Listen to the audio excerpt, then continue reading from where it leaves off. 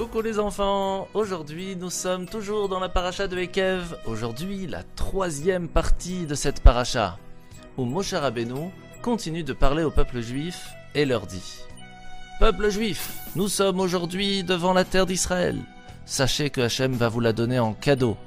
Mais attention, rappelez-vous combien de fois vous avez mis Hachem en colère, que ce soit à la faute du veau d'or, après avoir reçu la Torah. Hachem était tellement fâché qu'il était prêt à tout casser. Et moi, Moshe, je vous ai défendu auprès de lui pendant plus de 40 jours et il a en fin de compte accepté de vous pardonner. Sachez que Hachem déteste quand le peuple juif, vous, allez vous comporter comme les autres. Et c'est pour cela qu'il va après se fâcher contre nous. Vous devriez faire attention à vos actes pour mériter de vous installer en terre d'Israël sans aucun problème, tranquillement, grâce au fait que vous allez faire la Torah et la volonté d'Hachem. Et c'est pour cela que de la même façon que Moshe a toujours dit, même si on pense être le meilleur des meilleurs, non, on doit rester humble, savoir qu'on n'est pas parfait et que Hachem attend qu'on le fasse le mieux possible pour pouvoir nous récompenser.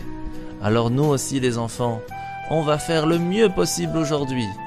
Bien écouter ses parents, profiter des vacances et bien sûr, toujours être sage. Bonne journée, à demain!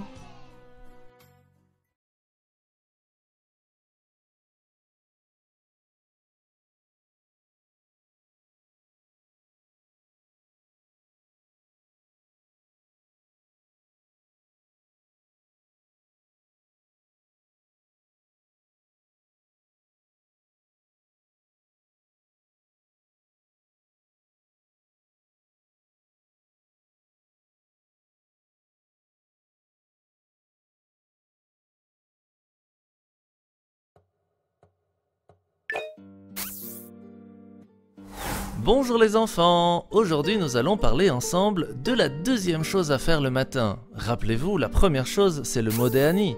Mais qu'est-ce que l'on fait juste après? Eh bien nous allons faire le Netilat Yadayim, se laver les mains. Et oui, alors qu'on est encore dans notre lit, une bassine est posée juste à côté, avec un kéli, un récipient rempli d'eau. On se baisse, on prend ce kéli dans la main, et on verse de l'eau sur la main droite une fois, puis sur la main gauche, puis sur la main droite, puis sur la main gauche et encore une fois droite-gauche. En tout se fera 3 fois à droite et 3 fois à gauche. Et seulement après cela on pourra se lever, se brosser les dents, aller aux toilettes, s'habiller, mettre nos chaussures, etc. Mais avant cela, on fait le Netilat Yadayim, on se lave les mains, on se purifie les mains, parce que nous allons vivre avec nos mains dans la journée. Il faut qu'elles soient le plus pures possible depuis le matin. C'est ce qu'on appelle le Netilat Yadayim. À demain les enfants.